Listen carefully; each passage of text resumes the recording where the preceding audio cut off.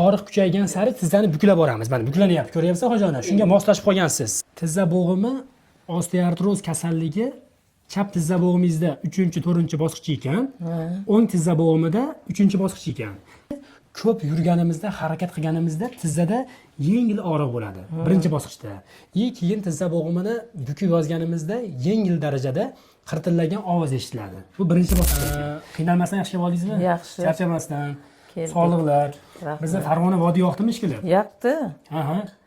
Kelaman har yili ana sanatoriyaga keldim. Yozda ana shu Oltiariqqa sanatoriyaga kelib dam olib ketdim. Shu sizdan shu YouTube'da ko'rib, bir oy bo'ldi kuzatdim. Bir oydan baqas kuzatyapsiz, Kuzatib, keyin topib keldim. Juda yaxshi. Men kelganingizdan xursandman. Endi sizni kasalligingizni mana hamma diagnostikani qildik. Tizza bo'g'imi osteoartroz kasalligi chap tizza bo'g'imizda 3-4 bosqich ekan, o'ng tizza bo'g'imida 3-bosqich ekan. Hali ko'rganimizda buni tushuntirganman. Sizga hech qanaqa hozirgi holatda mana tushuntirdim, operatsiyaning hojati yo'q ekan, xola. Endi tizza bo'g'imi osteoartroz kasalligi tizza bo'g'imini surunkali kasalligi hisoblanar ekan. Surunkali, ya'ni doimiy kasalligi hisoblanar ekan. Buni 4 ta bosqichi bo'ladi.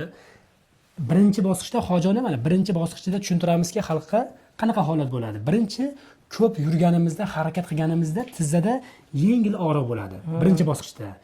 Keyin tizza bo'g'imini bukib yozganimizda yengil darajada qirtillagan ovoz eshitiladi. Bu birinchi bosqich ekan. Endi ikkinchi bosqichda tizza bo'g'imidagi tog'ay qavatni 30% yemiriladi ikkinchi bosqichda. Bunda zinadan chiqayotganimizda, og'ir ko'tarayotganimizda tizzada qattiq og'riq bo'lishni boshlaydi. Endi qirtillash simptomi kuchayib ketib qoladi. Ba'zi bemorlarda tizza bo'g'imida sinovit, ya'ni tizza bo'g'imi ishib qoladi ozgina. Tushunyapsiz hojona? Endi 3-bosqich.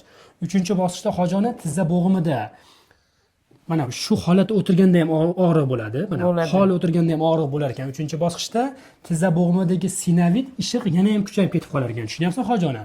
Endi 4-bosqichga keladigan bo'lsak, 4-bosqichda og'riq yana ham kuchayadi. Tizza bo'g'imidagi bukish, yozish harakatlar cheklanadi. O'tira olmayman, bukib o'tira olmayman. Shunga qancha bo'ldi hojona?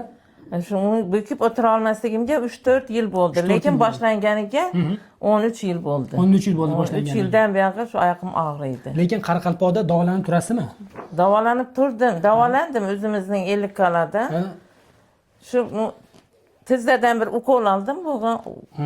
Undan keyin ham baribir shu 3 yilday foyda qildi, keyin yana shu og'riq. Shu yilda sanatoriyaga kelib ketaverdim.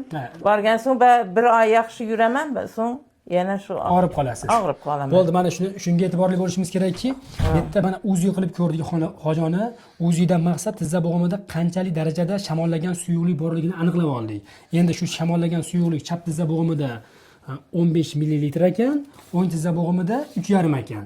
Значит, birinchi qiladigan ishimiz shu shamollagan suyuqlikni so'rdiramiz, tizza bo'g'imini yog'sirashiga, yemirilishiga lechena qilamiz. Bugundan harakatlar boshlandi. Dori-ko'llar qilishdi. Kislorodlar olishdimi? Yaxshi. Oldi. Fizlichenachi? Fizlicheniya. Oyoqlaringizga apparatlar qo'yishdimi? Yo hali ulgurmadingizmi? Yo'q, ulgurmadik hali. Kechroq keldingizda, kech keldimda, kech keldim. Xudo xohlasa, bitta harakatlaringizni ko'raylik hojona. Yuravering. Mana yurishlaringiz shu holatda mana. Kelavering. Endi sekin old tomonga qaraysiz. Old tomonga qaraysiz, old tomonga. Bu tomon. Mana holamizni ko'rganimizda organizm shunaqa bo'ladiki, organizm ayyor bo'ladi. Ayyor degan so'zimizning ma'nosi tizza bo'g'imi og'riq kuchaygan sari tizzani buklab boramiz. Mana buklanyapti, ko'ryapsiz hojona? Shunga moslashib qolgansiz. Siz aytmoqchi, bunga 11 yil bo'lgan. Bo'ldi. 11 yil bo'lgan.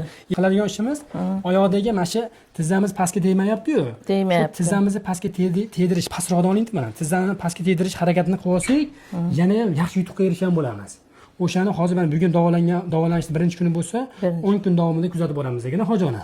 Yaxshi bo'ladi, xudo xolasa Qoraqalpoq xalqini oldiga zo'r holatda, xursand holatda borasiz. Xo'pmi? Sog' bo'ling. Rahmat. Mana bizni xizmatlarimiz shu butun O'zbekiston kuzatyapti, bizni O'zbekiston kuzatyapti. Shu tizza bo'g'imi kasalliklarida xudo xohlasa yana ham bundan ham zamonaviy usullarda davolash usullarini ishlab chiqaramiz. O'shanda yana ham xalqimizga yengil bo'ladi. Xo'pmi hojona? 10 kun lechena davomida hali kuzatamiz. Yaxshi bo'lib qolasiz. Sog' bo'ling. Tinch bo'ling. Xo'p.